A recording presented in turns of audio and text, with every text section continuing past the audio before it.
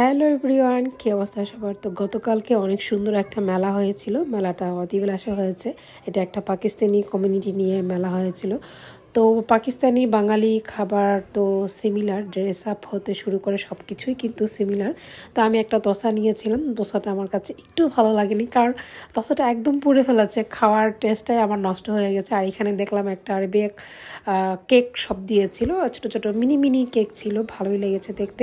তো রোজার পরে আসলে কেক খাওয়ার কোনো ইচ্ছা ছিল না, তাই আরেকটা শপে দেখলাম হচ্ছে ওরা বিরিয়ানি লাইক ফুচকা, সমুচা, যা যা আমরা থাকে আমাদের আর বাঙালি পাকিস্তানি খাবারগুলো তো সিমিলারই হয়।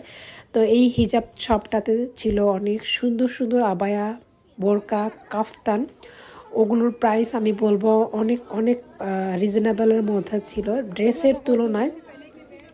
ওদের প্রাইসগুলো আমার কাছে অনেক ভালো লেগেছে। দেখেন এক একটা ড্রেস, এটা ভেলভেটের মধ্যে একটা ড্রেস ছিল।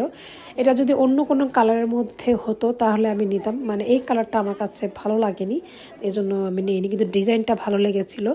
আর মানে প্রত্যেকটা ড্রেসের কালেকশনই আমার কাছে অনেক ভালো লেগেছে, একদম রিজনেবল প্রাইসের মধ্যে ছিল।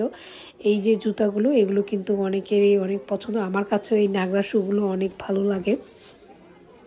আর এই যে এই কাফতানটা আমি মানে নিতে চেয়েছিলাম, কিন্তু কাফতানটা অনেক অনেক বড়, লম্বায় অনেক বড়, হাতটাও অনেক বেশি বড় ছিল, এজন্য পরে আর আমি নেইনি। আমার সাইজটা মানে পেতে একটু প্রবলেম হয়।